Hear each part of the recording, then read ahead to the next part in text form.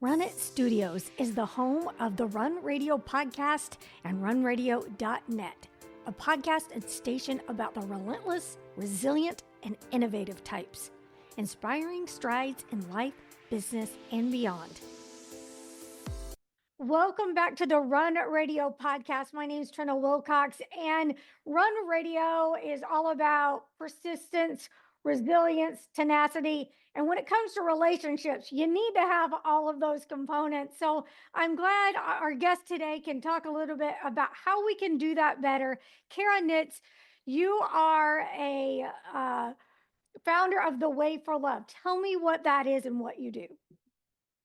Yeah, so my husband and I we both created a marriage course. We wanted to give people not just a few tips on marriage, but we wanted to really get into the nitty gritty, help them find the roots of what's going on that's causing disconnection in their marriage, that's causing hurt, painful conflict, things like that. And so we created this comprehensive course where we talk about everything from getting your needs met and codependency to healthy communication and conflict, forgiveness, intimacy and sex, so many different things so that we can really help couples to learn the things that really make their marriage go round. We don't get a guide when we get married on our wedding day on how to have a healthy marriage. And so that's kind of what this is. What do you think is the number one misconception that people have of marriage and relationships in general? Mm-hmm.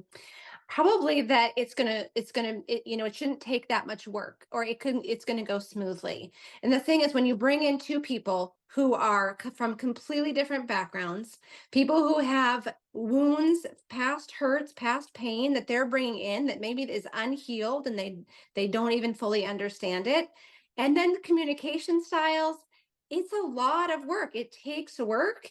And yeah, sometimes when you're not sure how to work through these things, it can feel draining. It can feel really hard. And that's why we want to provide solutions to help couples so that it goes a little bit more smoothly, so that it's not so hard, not so frustrating. When do you think is a good time for when people are getting to know each other, they have a new relationship? How long and how serious do you think they should be before they start thinking about bringing a counselor in or getting guided on their journey in a relationship partnership together? Hmm. So are you talking about before they're married even? Yeah. Yeah. I mean, I think that anytime you're in a relationship, I actually have people who are learning from us who are not married yet. And I think that is so wise because anytime you're in a relationship, you're still dealing with the same things, whether you're married and living together, that just kind of amplifies things, right? You have kids, that amplifies things, but even in a relationship where you're just dating, those things are still present. Those conflicts, the communication, the need for forgiveness, all of that is still present and needs attention. What are some good things for people to look for to find the best fit for them when it comes to relationship advice? Hmm.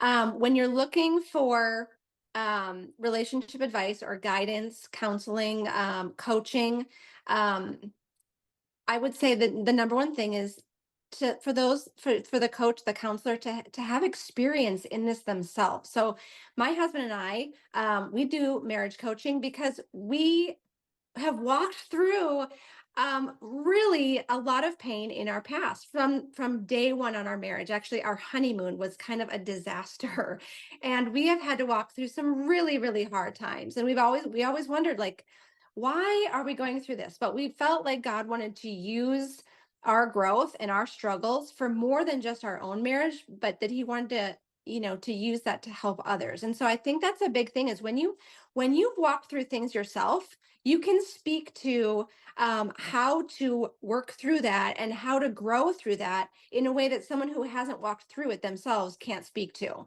Knowledge can only take you so far, but the experience, I think, adds a whole new level. You are a faith-based business.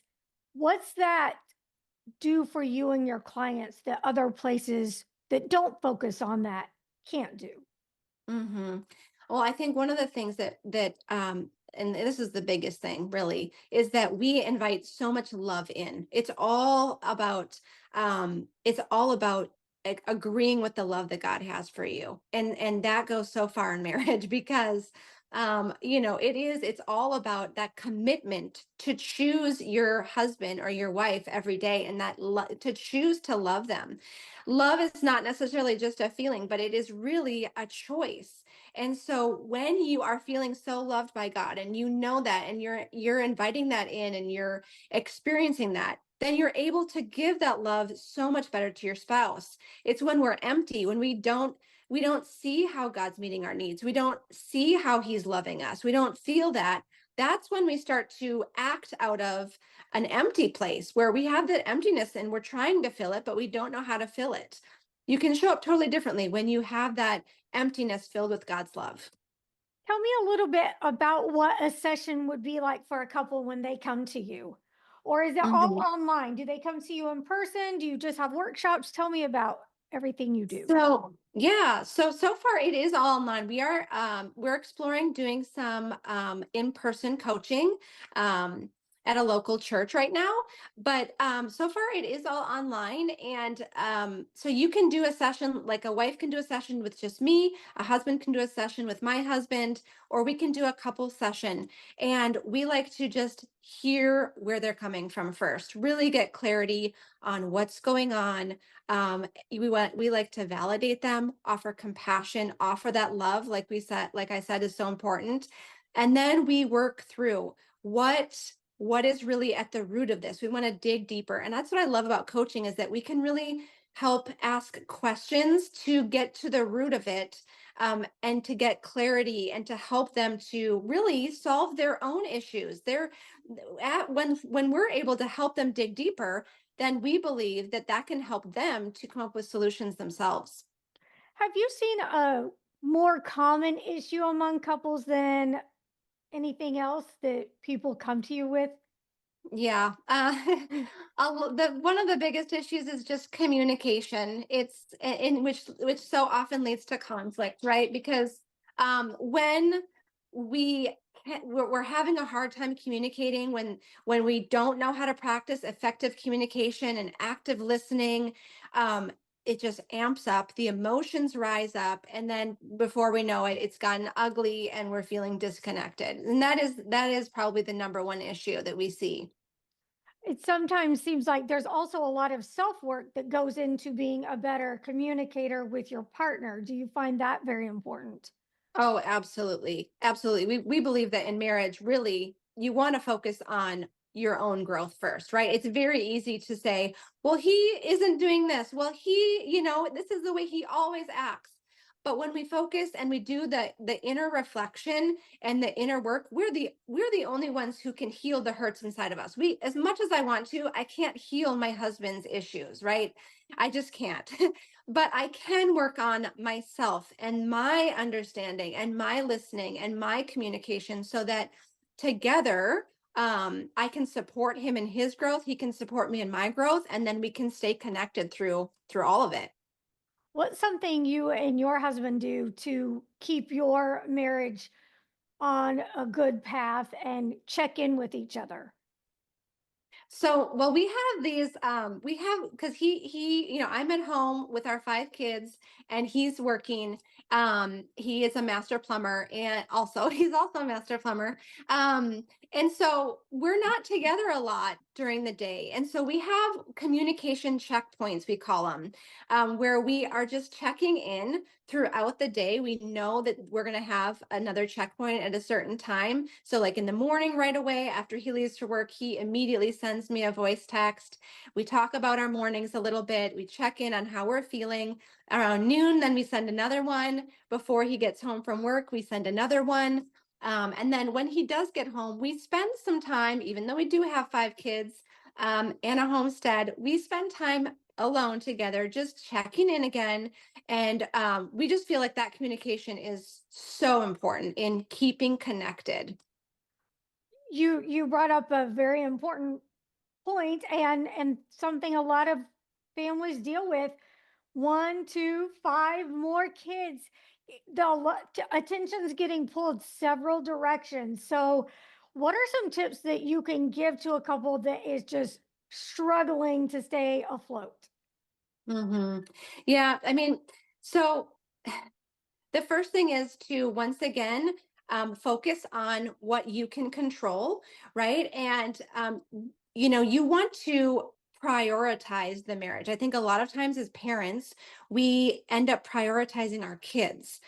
We think, well, they're defenseless or they have needs that, they can't fill themselves because they're not an adult. And that is very true. But your marriage, you committed to your husband before you committed to your kids, right? And so and your husband hopefully will be there long after your kids grow up and leave. And so you want to prioritize your marriage. Not that you're ignoring your children or anything like that, but there's a way to prioritize your marriage, like our communication checkpoints, or we like to have a non-negotiable date night every single week, whether it's at home or away. But we are prioritizing our intimacy, we're prioritizing our connection, having fun together, and that is so key, is to prioritize the relationship, but then also really work on what you can work on, which is yourself. When you have those date nights at home, do you send the kids somewhere else or are they just in another room? How is that working? That's a great question. So it was harder when our kids were littler. Now our oldest is 16, and so he can kind of keep a rein. I mean, I'll be honest with you. We have date nights where we are leaving every, 10 minutes to go say, "What is going on, you guys?" But we're up in our bedroom, they're downstairs, and so we try to have as much peace and connection as we can, but there's definitely still disruptions. Do you do family sessions or is it mostly just partnerships that you work on? Ye- yeah, we focus on the couple. That's our specialty. Do you think it's important for couples to change the way they're communicating with their kids to have a healthier relationship than we've kind of learned growing up, like don't say anything, it'll be fine. How can we be better as a family unit? Oh, absolutely. I think things are changing in that realm. I was not taught emotional intelligence at all as a child. And so that's actually made it harder in marriage because I don't even know what I'm feeling sometimes. So to express that, um, that can be a challenge in and of itself. So I think it is so important to teach our children that their emotions matter, that it's okay to feel them, that we love them no matter how they act, no matter how they feel. That love, compassion, validation, that's so key to give to our kids and to give to ourselves and to give to our spouse. That's one of the key things that we like to talk about is offering love, compassion, and validation. You brought up something that resonated with me. And you said, sometimes I don't even know how I feel. And I get that because there are times when conflict arises and, maybe me or my husband were like, well, I want to give you what you need. What do you want? What do you need? And I'm Yeah. at a loss. So what do you recommend for people that sometimes we don't even know what we need to ask for, because that would smooth out the problem right there, but we don't even know, we can't recognize it. Yeah, I think that's where you take a little break, right? I like to teach my clients, you know, just kind of get in your own body, right? Take a deep breath. I like to put my hand on my heart and just feel my body for a second and just like what is that emotion? And if I'm having really a struggle with identifying what it is, then I will there are feelings wheels, they're called. You can Google it even, and you can kind of get an idea of like all these different emotions, and then maybe even like, oh, okay, yes, I realize I'm frustrated. That's the emotion. I didn't know what to name it, but to name it and allow yourself to feel it, that's also going to give you insight then on what you need. Maybe you're frustrated, so you need to vent. Maybe not vent to your husband. Maybe you're venting, in your journal, or you're venting, just out loud to, whoever. But to get that out, that could be the need that you have. Maybe you need some quiet time. Maybe you need to go for a walk, right? But when you first identify what is the emotion that I'm feeling, that's going to give you insight then on what you need. Good stuff. Let's talk about some of your workshops that you've done and that you have coming up. Tell everybody about that. Yeah, so we have our Healing Your Marriage course, and then we also have different master classes. We did a master class. Well, actually, that one was just me. I did a master class on intimacy, on sex and intimacy for wives, but also I know husbands were watching as well, and wives were sharing with their husbands because it was, everything's connected. And so that was really a powerful master class. I think a lot of times women there's a lot of misconceptions out there about intimacy and sex. And our goal is for both men and women to enjoy sex every time, and for them to also enjoy that emotional intimacy that's needed before physical intimacy. And then coming up December 5th, my husband and I, were doing a conflict to connection masterclass where we are really diving deeper into communication, the differences between how men and women communicate. We're going to be talking about how to process the big emotions that can come up sometimes in conflict, how to process your own, but also how to validate and appreciate your spouse's feelings. And then we're also teaching our 3 steps to healthy conflict so that you can practice that over and over, because conflict actually is good for marriage. It's actually helpful for growth and connection. It's the unhealthy conflict that leads to disconnection and so much pain. So we want to teach people how to have conflict in a healthy way. Good. Yeah. I mean, that sounds like very useful stuff everybody can use and grow from. What is something that when couples get to sadly the breaking point, what Hmm. is something that you could offer them hope for and something they can do to do everything they can to make sure they're giving each other the most and best Hmm. hope in that So relationship? yeah, yeah. I mean, so we have actually been there. We've been, and that's why I feel so strongly about the work we do, because we've been to such a low point. We are committed forever, but even we were at this point where we're like, we need to separate because this is just, I can't take this anymore. Mhm. And so I want to say, hold on to hope, right? I believe that, and this is something that makes our whole belief in course unique, is that we believe that God is doing the transformation, that He wants to transform your marriage, but He obviously is work. It takes work from both people, and so if you're both still committed, ask each other, are you still committed? And maybe they need a little space to process emotion, but if both people are still committed, there is still hope. And one of our modules in our course is about inner healing. And I think that's really the best place to start, is like, what is going on inside of me? What are these hurts that I have brought in, or that I've walked through in this marriage, that have now affected how I show up? And now I look at my husband with contempt every time because I just have lost complete respect for him, right? If that is what's happening, then we got to go in and we got to heal the wounding and the pain that's there. And so when both spouse is working on that individually, there is so much hope for healing, and there's so much hope for coming back together. But I think that's the place to start. Great stuff. Well, if somebody's ready to do the work, how can they sign up for your workshop? Yeah, so you can go to the Way for Love, www.thewayforlove.com. That's where you can get our course. You can also find our intimacy masterclass there, and you can do individual coaching or couples coaching. But if you want to sign up for our conflict to connection masterclass, you can find me on Facebook or Instagram at cara.nitz. And the link is right in my bio.